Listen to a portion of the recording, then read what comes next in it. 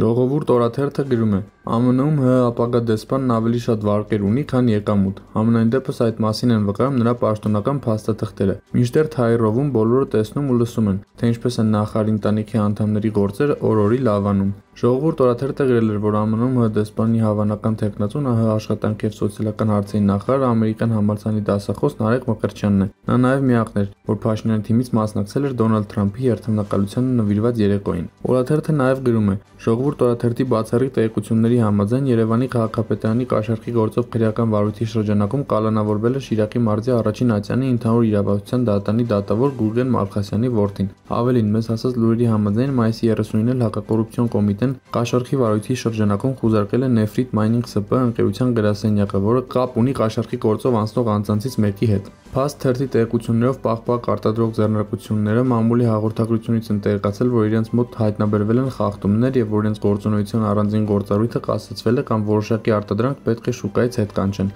այսինքն որևէ կարգադրագիր, որևէ գրություն չեն ստացել։ Հրապարակ օրաթերթը գրում է. 3 հանրապետական կուսակցության հայտարարություն տարածեց առաջարկելով ԱԺ ընդդիմադիր պատիվ ունեմ խմբակցությանը սկսել իմպիչմենտի գործընթաց։ Մենք տեղեկացանք, որ առաջիկա օրերի ընթացքում ՀՀԿ-ն կներկայացնի վարչապետի իր թեկնածուի անունը, որը ՀՀԿ փոխնախագահ Արմեն Աշոտյանն է։ Նշենք, որ ավելի վաղ Արթուր Վանեցյանի անունն էր շրջանառվում որպես ՀՀԿ վարչապետի թեկնածու, սակայն այժմ ընտրությունը փոխել են, կանգ առնելով Աշոտյանի թեկնածության վրա։ Հրապարակ օրաթերթը գրում է. Անցած տարվա այս օրերին Նիկոլ Փաշինյանի ձեռամբ ՔՊ կապանի տարածքային կառույցից հեռացված Նարեկ Դավթյանը նշանակվել է բնապահպանության եւ ընդերքի տեսչական մարմնի Սյունիքի տարածքային բաժնի պետ։ Նիկոլ Փաշինյանը, հիշեցնենք, Դավթյանին հեռացրեց Սյունիքի կատարած այցից եւ կառույցում տիրող անտեր վիճակին ծանոթանալուց հետո։ Ավելին, նրան անգամ կուսակցությունից հեռացնելու մտադրություն ուներ։ Արդյոք անձամբ Փաշինյանն է որոշել անառակ որդու վերադարձ կազմակերպել, հաշվի առնելով, որ առաջևում ընտրություններ են եւ չարժե նեղացածների խռովվածների բանակ ունենալ, թե Դավթյանն այդ պաշտոնին նշանակել է իր հզոր հովանավորի միջոցով։ Այս հարցը նաեւ տեղի ԿՊԱ-ականներին է հուզում։ Օրաթերթը նաև գրում է. վերջին շրջանում ընդդիմության եկեղեցու լրագրողների առասարակ իրենց քննադատողների նկատմամբ ագրեսիվ տրամադրված իշխանությունը որոշել է իշխանափոխության ցանկացած քայլ խեղդել օրոցում։